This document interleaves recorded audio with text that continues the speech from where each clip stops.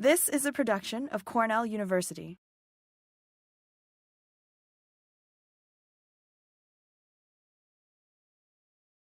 All right, so I had the pleasure of taking this leadership class that I think Marvin and Pam will be talking about today last semester, so I am going to introduce them. Most of us probably already know Marvin since he's been our department chair since 2002, but he didn't always start out.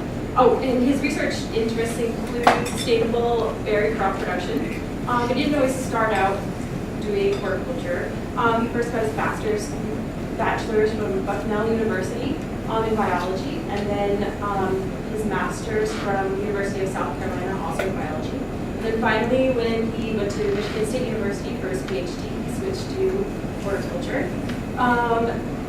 Those of you who know him a little bit better probably know that he's a man of many interests, and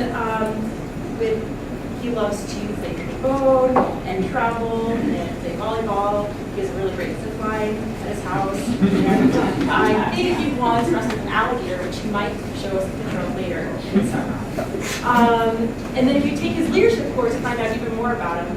For example, that his Myers-Briggs personality type is INTJ, which means introverted, intuitive, thinking, and judging.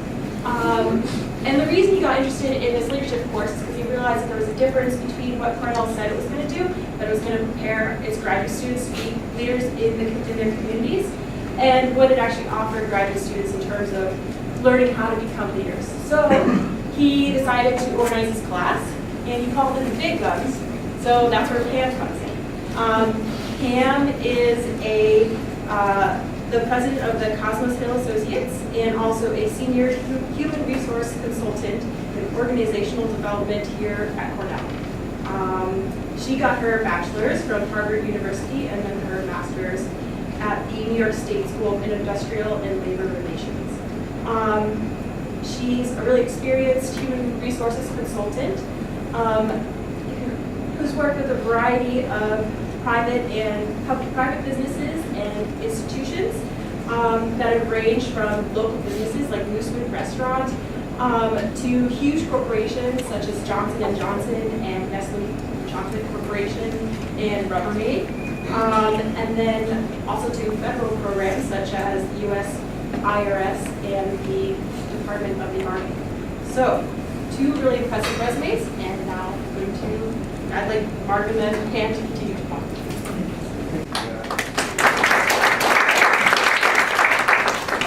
It's a real pleasure to be here today and talk to you about leadership at Cornell. And I want to make the case that I think we need more opportunities for leadership development, particularly amongst our graduate students.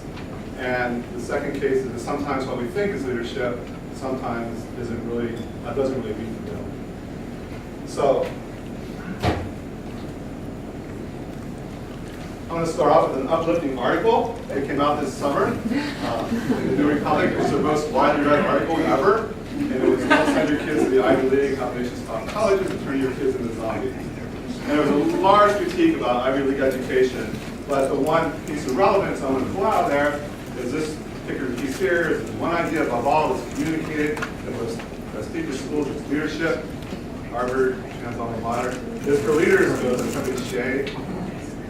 It's to hide, people are urged to see themselves as future leaders. But what these institutions mean as leadership is simply getting to the top. And it doesn't occur to people in charge of elite colleges that the concept of leadership ought to have a higher meaning or really any meaning. So that's a pretty scathing critique of what we teach at the Ivy League school. And if you want more critique, you can go ahead and read that article. But one of the things I thought we could start off doing is think about what it means to be successful. Now, people sometimes shy away from the term leadership because I don't want to ever be a leader. But most people want to be successful, and most people who end up in leadership positions were judged to be successful at some point in life. And people have written a lot about what it takes to be successful.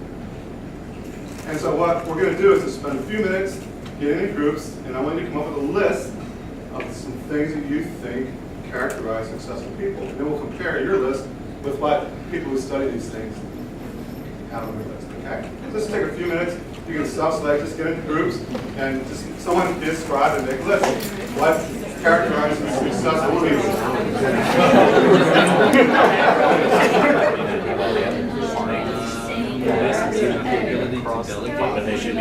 Okay, folks, I can see by the level of conversation that you all have an abundance of ideas, so we want to hear from you.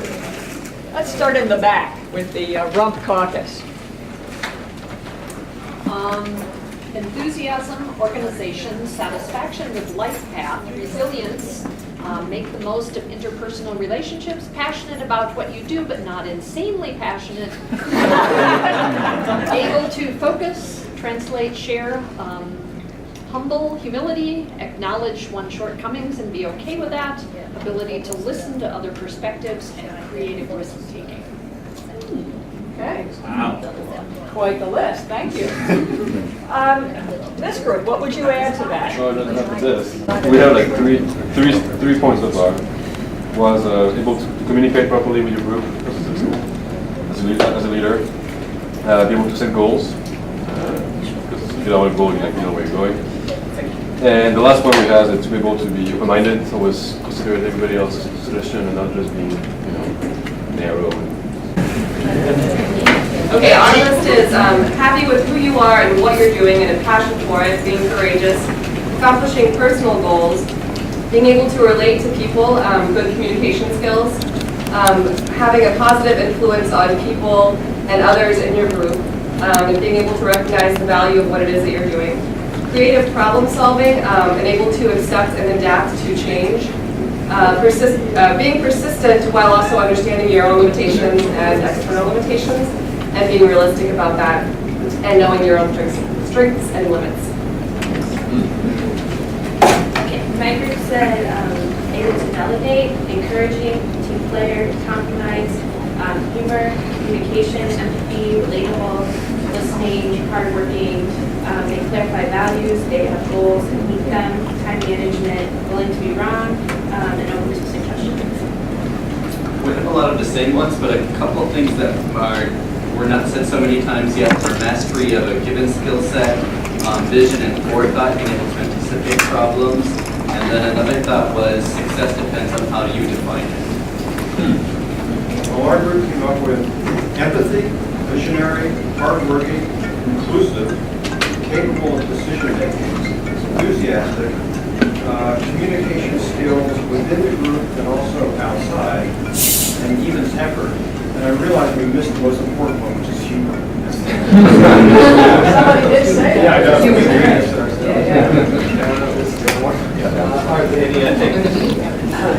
Being decisive and then delegating well. And Geneva, do you have anything on your list? Yeah, you covered a lot of it. We put a self-evaluation, the ability to give and accept criticism, and attention to detail for the ones we had here. Okay, great. That was a wonderful list. Yeah, that's terrific. Yeah.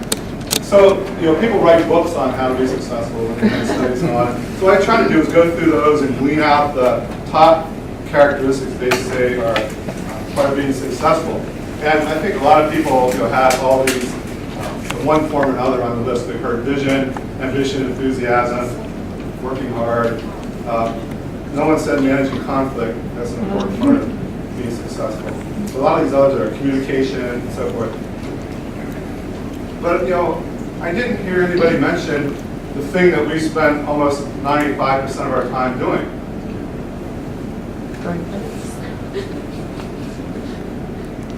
Which is having specific knowledge and skills. We spend a lot of our time teaching people how to do things. Oh, did it? One group said having what is it? Mastery of a certain skill set. Okay, so I missed that. So mastery of a certain skill set. But the point I want to make, though, is we spend most of our time teaching and working on that piece of it, and we we don't really ignore these others, but we don't really deliberately focus on them and try to build expertise in some of these other things. But a lot of these are innate. They kind of come naturally to people, but others can be improved upon and built upon.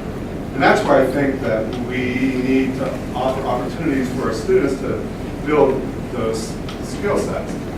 Now, part of the problem I think we have in our community is this thing called science fundamentalism, which is the definition that the only thing that's important is science. And if you don't do science, nothing else really matters. And I think we sometimes feel that a lot, or at least hear that somewhat.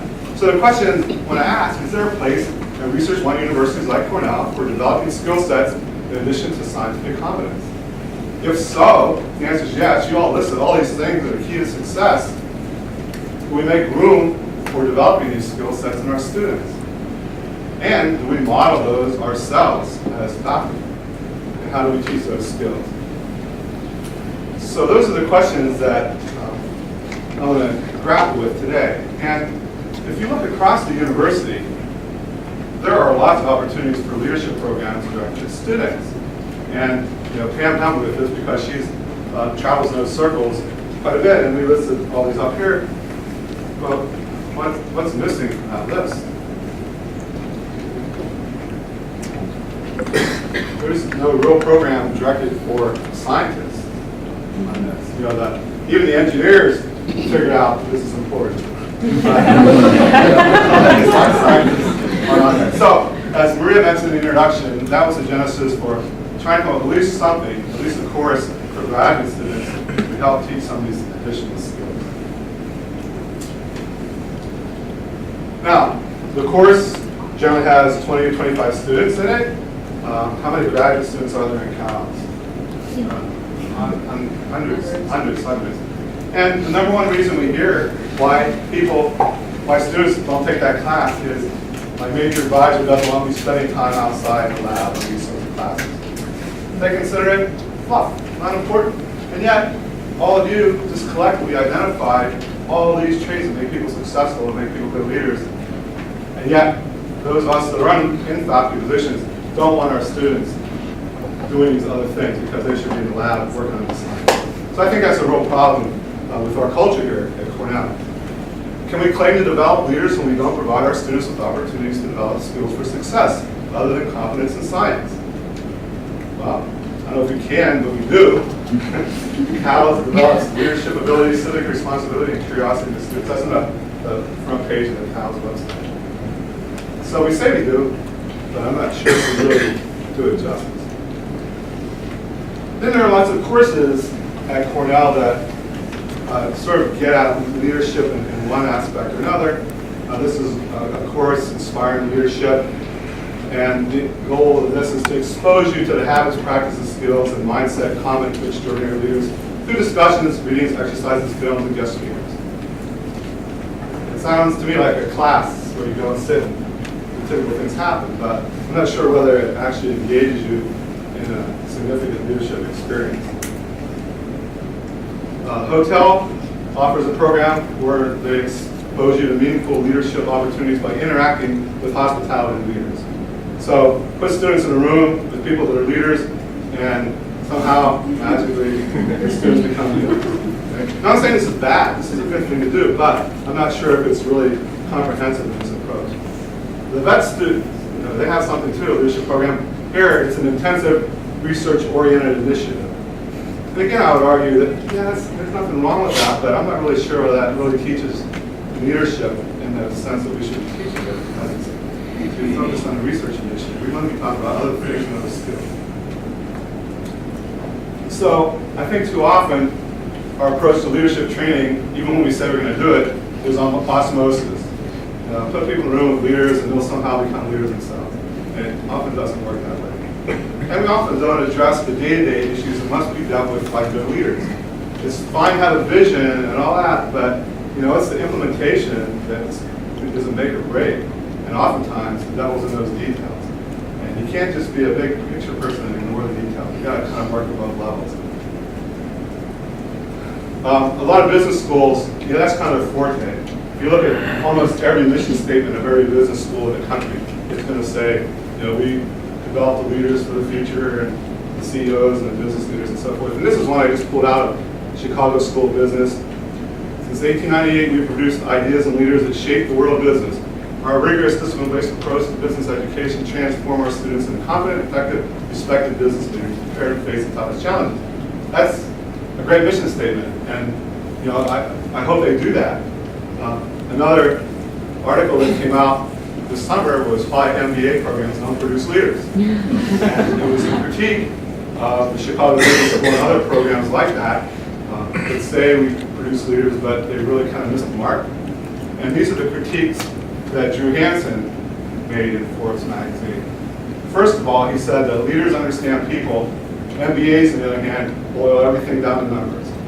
If you want to try to lead just by looking at the numbers and the metrics and so forth like that, you're never going to succeed, because behind those numbers and metrics are people.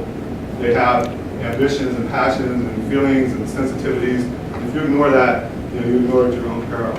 And Drew says a few skills are compatible with the rest of the curriculum, and you get lost in all the hard analysis and techniques. So that's one critique he makes of the business schools. It means three. The second one is the leaders see the big picture, and MBAs, unfortunately, learn about business in discrete parts. And I never went to business school. I don't know whether that's a valid critique or not, but he says it is, that you learn about things in pieces, but you don't really step back and look at how everything's connected, how one thing connects with another, connects to another. And they tend to put things in silos. But this isn't leadership. And then the third critique he makes of business school programs and leadership is that strategic planning is essential. We all have to do it, but executing a plan is what sets good companies apart from bad. And schools teach strategic planning, but they fail to teach how to execute because they do not understand how to bring people together, to work in teams, to get things done. So it's one thing to strategic plan, here's what we're going to do, but then how do you implement that and make it happen? To do that, you've got to understand people and how to build teams and how to carry things out. And a lot of times, people that are in leadership positions fail to pay attention to the details. And so it fails, the project organization fails. Harvard Business Review, Marcus Buckingham says, those who toil in the field of leadership development, the model works something like this. We can be the top performers, pick their brains for the best techniques, codify those techniques into a formula, and we have best practice. So once we discover it, turn it into formula, it's just a matter of bringing you in line with the formula. This is what works. You do it, you'll be successful too. But he goes on to say, could it be otherwise? Should leadership development instead be tailored to individuals? The answer is yes. It's feasible to build a system that delivers appropriately different training contexts to different types of leaders. So, having said all that as sort of background, what I felt several years ago was needed was a course about leadership skills for emerging scientists, build confidence and people skills that will be an important component of success after graduation. Also, a course that doesn't teach leadership through osmosis. Don't put people in a room with leaders and hope that it rubs off. By doing and experiencing. A course that recognizes that individuals have different strengths and that there are different types of leadership needed for different types of situations. And an understanding that successful academic leadership may look different than successful leadership in other sorts of organizations. I mean, that's why we probably don't take, a 4-star general and bring him in to run Cornell. There's a type of leadership that works really well in the military. So well here. So there's different types, and understand that there isn't one size fits all leadership model.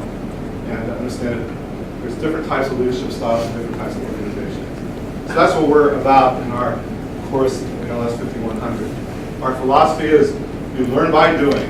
You don't learn by listening. You learn by doing and engaging in activities that sort of condition your brain to feel and experience what it might be like in certain different roles and so forth. The course is individualized. People are very different. And Maria, in her introduction, told you my Myers-Briggs temperament index type. And coincidentally, it's the same as Pam's. And because we're scientists and think that way, a lot of you in the room are probably the same way. But it's important to realize the way you are and the way you see things, because there's only 1% of the population that are like us, like some of you, 1%. And there are other types that are 10% of the population that way. So it makes a real difference whenever we're working with other people to understand why we are the way we are and why other people are the way they are. That's what I mean by individualized. And then contextual, a lot of I just sort of mentioned that leadership in one context, whether you're leading GM or leading the military or leading a university or a department or section, is very different depending on what the context is and the type of relationships and decision making you have within your organization. And it's intensely personal. The stories and things that are shared to really be meaningful, they don't come out of the textbook. They come from individuals sharing very personal experiences with each other and how they felt, how they reacted in those situations, and critiquing, what they could have done differently, what went well, what didn't go well, and so forth. Very personal. And so a lot of the conversations that happen in that class stay within that classroom. When Maria said what she learned about me in class, I like Grace.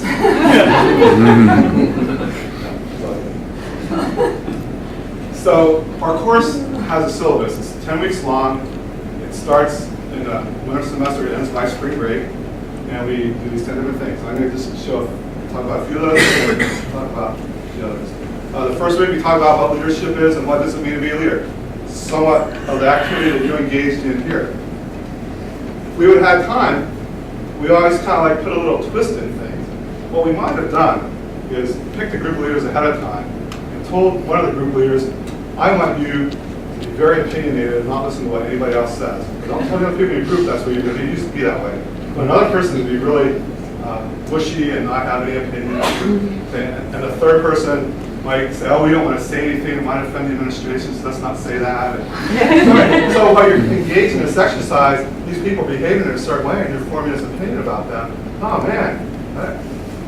And then when you talk about the result, you get the information, but you also think, how did you think about how Maria did as a leader? And you go, well, she wasn't. How did you feel about that when the person went to take charge and listened to you and so forth? And it kind of brings that out. So those are the sorts of things we do in this class.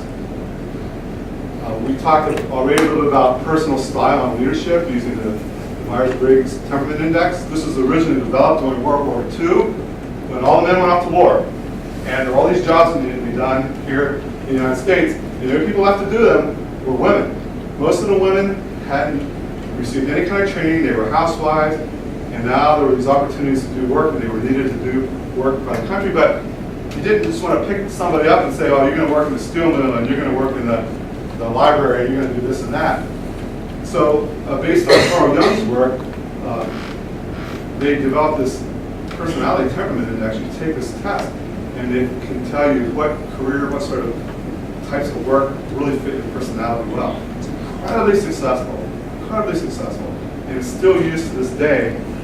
More than 1,000 PhD theses have been written on the Myers-Briggs Temperament Index. How many people here have done Myers-Briggs? There are 4. Oh, okay. So probably about a little over half. It's really great. It's really, I find it really useful and insightful. So we do that with the students, and we talk about the whole implications of that. We also do something called strength finders. This is another way to understand yourself that was developed by Gallup and those folks that identified 34 strengths that people have, and then for you answered a bunch of questions and so forth, and identifies your top 5 strengths. So you know what you're good at and play your strengths. I mean, a big part of leadership is understanding yourself.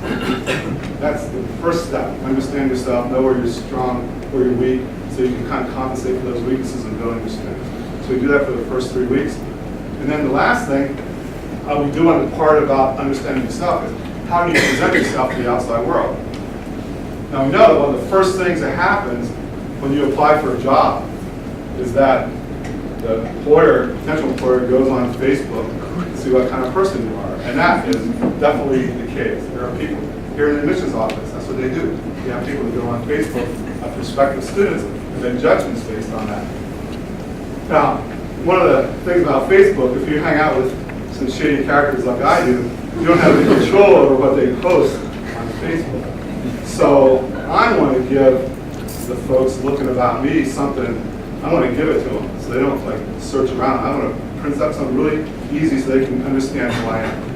And one of the things that we do in the class then is we ask the students to develop electronic portfolios that sort of captures what they're about so that they can send a link to their electronic portfolio to the potential employer so they can look at their portfolio and learn about them that way instead of like fishing around in all those dark corners trying to find out what's out there.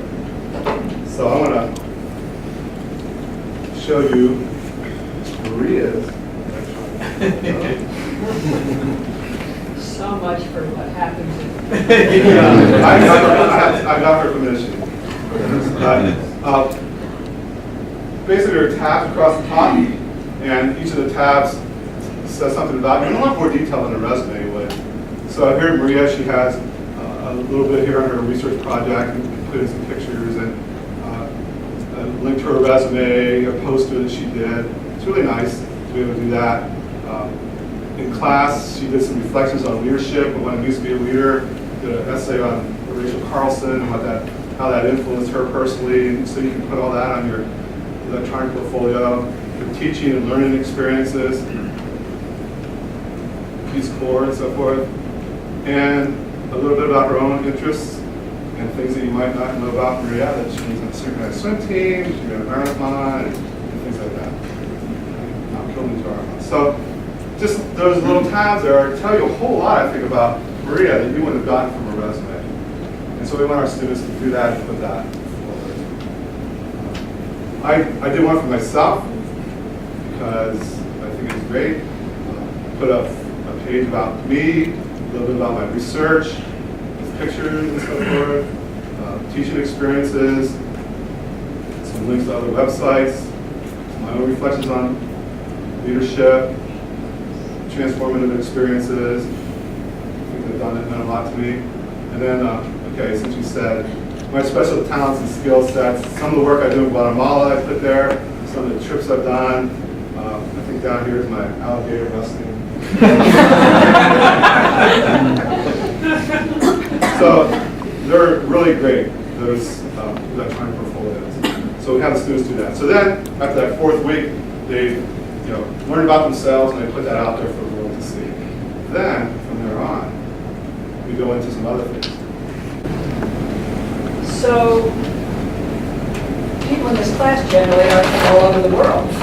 And they're going to go back out to organizations that are all over the world, or touch clients, or parts of the world that are different than Italy. So we spend a lot of time talking about cultural fluency. It's part of the context work that we do.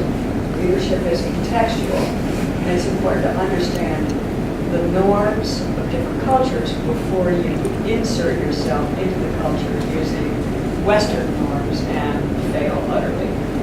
So that's, we do some experiential work with that. People share stories about things that have been particularly interesting or jarring in other cultures, even if it's people coming from this culture and experiencing odd things here. And it's usually very funny and very interesting and stimulates more conversation about how it is to work in a different and diverse workplace than I ever hear in any formal seminar on the subject. So we think it's really applicable broadly. Then we really talk about how you think about including different opinions, different kinds of culture, different backgrounds, different scientific training into your leadership practice, and spend time doing that. And then we get into simulation. We built a simulation that makes the participants actually become members of an organization with some roles and goals, things they have to do, some timetables they have to use to get done. And we let them go, or better or worse. Things happen. People are encouraged to reflect upon what happened, to talk about how they felt about what happened, what surprised them about the experiences, what might be done differently. Again, it's a lot of fun, but there's a lot of applied trying of things on for size, trying things on for size that people have already learned from each other and from the things that we've talked about earlier, and trying to make a difference in the actual simulation. Then we talk about how to motivate, which seems like it's an obvious thing. I spend a lot of time with corporate leaders who have assumptions that are fairly old dated and based on no science whatsoever about how you actually motivate people. And people bring to bear all the different cultures that we're working in and how motivation really differs across culture. And we also talk about what science really does know and think about how to try it on for size in both the context of graduate work that you're doing graduate organizations you might be in, and organizations where you're actually doing work. It's a TA-ship, a student organization, or a summer job, or ultimately going out and working. Then we talk about conflict, which is, of course, for those of you who know me, one of my favorite things to do. Really, not be in conflict, but because it's an opportunity really to change things for the better. People get unhappy, they complain. When they complain, it's an opportunity to understand. And that's how we think about leadership generally. When things blow up, it's a time to think about what it is we are missing, what we can be doing better. We do some role plays with that. We go through cases about that, and we work with protocols and things that actually work. We have, I think, a lot of fun. Well, actually, encouraging people to go out and try it on for size. Not starting conflicts. But figuring out some ways to make situations that they're a part of work better. And then lastly, the evaluation that we do of the program is actually built by the students in the program. So how you think about what it is you should be learning and how you really get the students to share whether or not they've learned it is a difficult thing. People are asked at the end of the class to fill out a sheet. It can often leave things open to questions. Do they really get to share all the things that they wish they shared about the class and how it impacted them, or do they not? So this is a full class where we really spend it on how do you know if you become successful? How do you know if the class worked to do the things we hoped it would do?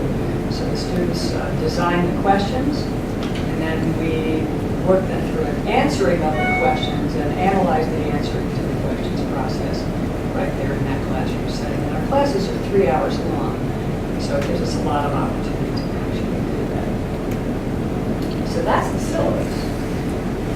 Any question on that before we put you into an exercise? No? Yes. Have you kept track of the graduates and where they have ended up since you've been teaching it? Well, some of them are now my Facebook friends, perish the thought. Many are with us on LinkedIn. Marvin may have some more formal links. I know I hear from the students, many of the students, myself via email, as they travel throughout the world doing the great things that they do. Marvin? Yeah, I guess to answer your question, we do not have a formal way of collecting information on what these students do. We're lucky if we can do that in our own department section, and we have students that come from all over the campus, so it's really hard to keep track of them unless they voluntarily let us know what they're doing. But some do. But I don't really have a way of comparing that group with, say, a control group that's made a real difference in their success.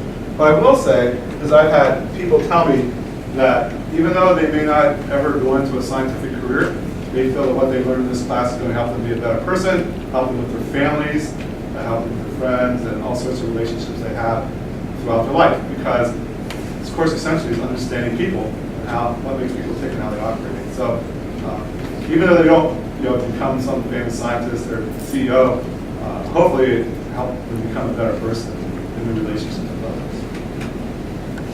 Yes. So which departments have contributed the most participants to this class? Where do you think you have the best buy-in, or where do you think you have to make more inroads? That's a really good question. I think probably the worst buy-in are plant scientists, and I'm from there, but it's a hard sell for the plant scientists for the reason I mentioned earlier. You should be working in your lab. We've had really good buy-in from food science. Almost every year we got food scientists. Natural resources have been really good about sending students that way. And I'm trying to think. We've had students from all over CALS, actually, and increasingly from engineering, we had a student from the business school last year.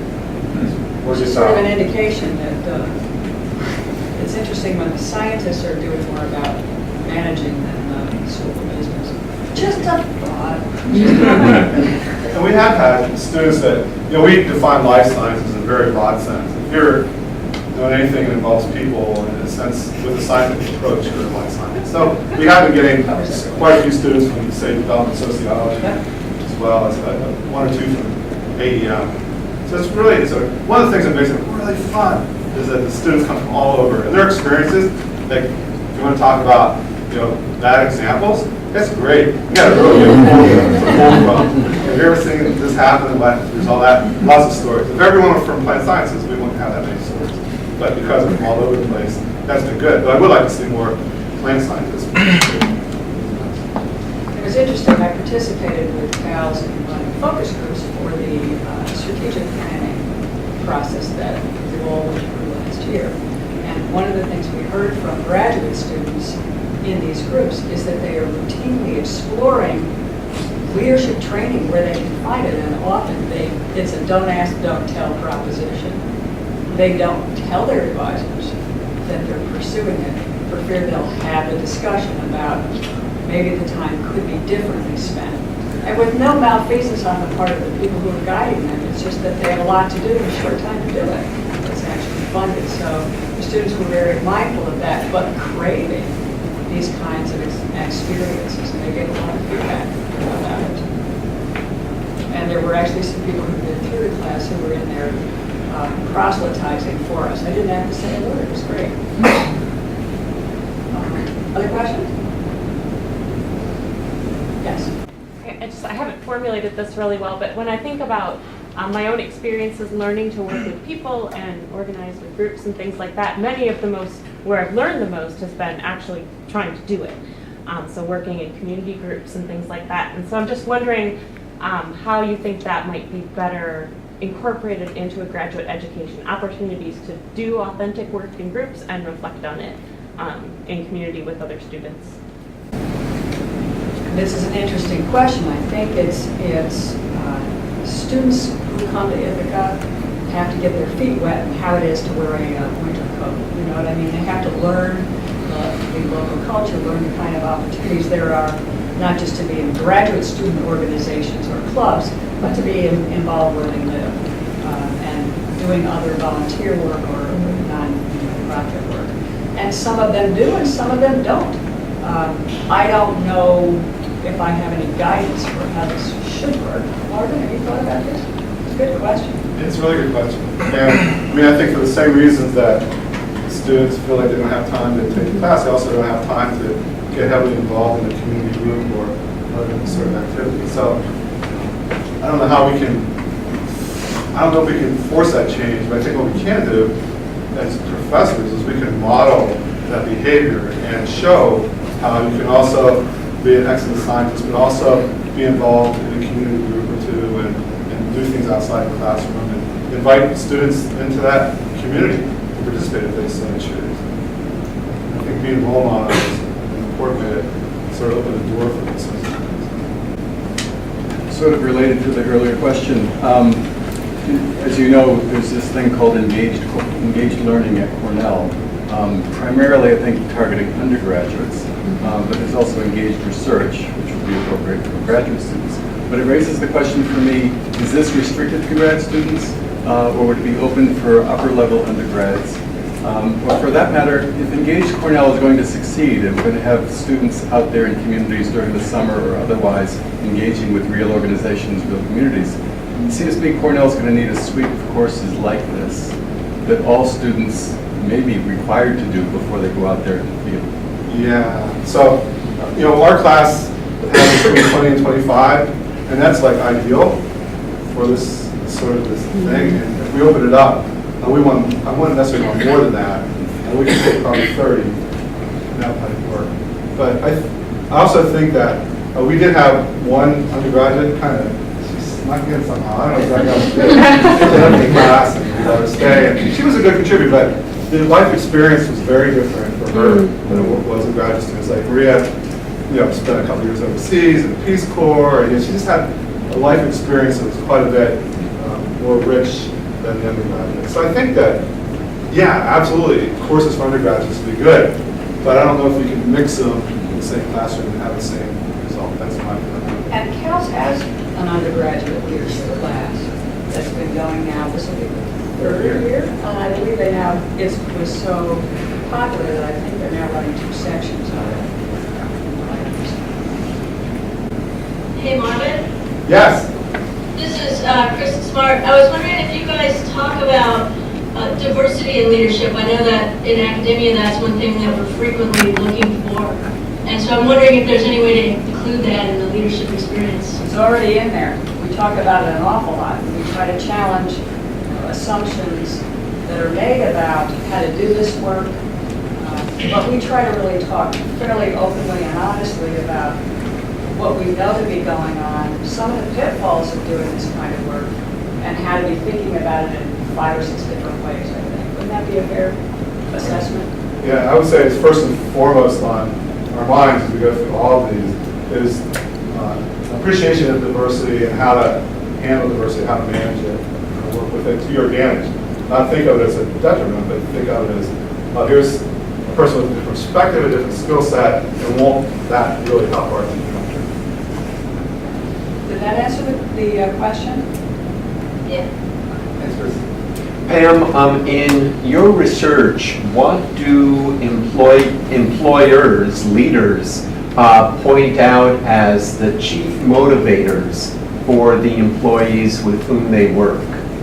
Well, hilariously, I'm going to say it that way because I continue to get this pushback. Corporations in particular tend to rely on things that can be a more one-size-fits-all approach. Pay. We all have performance-based pay. This is a popular approach to motivation. Assumption is, particularly after the economic downturn, that if you have a job, you should be motivated. You know, and if we're willing to give you an annual pay increase based on some way that we assess how you've done, then you should be more motivated. You should be reinforced. But the research literature really doesn't support that except in a few very specific, very contained cases. So we sort of take apart the popular myths about leadership, whether it's motivation or anything else, and talk about what kind of research is there actually, and what can we learn from it, especially as we're looking at importing non-Western thinking into how we do leadership.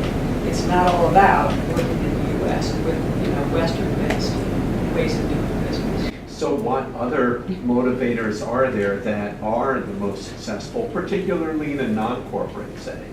Well, I think you've heard some of it even at the beginning when we asked people to talk about characteristics of leaders, the notion of being passionate about what you do. Well, if you're going to be passionate about what you do, you have to be given some autonomy to do it, right? So some freedom to be able to do the work that you're tasked to do within certain boundaries, to be able to add something of yourself to that work. The second thing is really to be able to be a lifelong learner, that you can't just be doing the same thing day in, day out. You have to be able to explore and add to your skill set and feel like you're contributing more over time. So those are two really big things that people need to have. And they need often to be able to be recognized as being a valued member of a team, whatever that is. And what we often see, and when I talk to people in the corporate world, and also not the nonprofit world, is this notion that what people really want is more pay. And that if I give a person more pay or promise to give them more pay, they're going to do more work. I don't think there's any data to back that up. Or there's slim data, again, in very finite cases. But if you say to a person that you bring meaning, you bring skills, you bring competencies we don't have, here's what we trust you to do, here's what, how can you help us do it better? People tend to open up.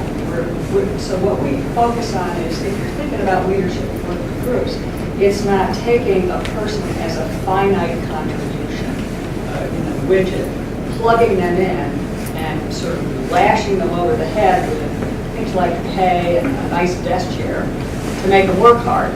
We're talking about optimizing what people bring to the table. We want to see people bring more of themselves to the work because they're glad to do it, because they're getting something out of it even as they're adding something to it. That's a really different way of looking at it for most businesses. And I'd like to say too that that's one thing I sort of fault Cornell for. We spent an inordinate amount of time on performance dialogues and then rating people and figuring out how much they're going to make, and it's always around 2%, and we parse out 0.5% here. And all the data show that doesn't motivate people at all. And yet, as a research institution, we continue to follow the model which says it doesn't work. And we do it. We spend a lot of time doing it. Department chairs spend a huge amount of time worrying about that little bit of money, which doesn't really motivate people. There's other things that motivate people, and we don't talk about those. Usually, we don't talk about those. So, well, thank you. We're out of time. Really appreciate your attention.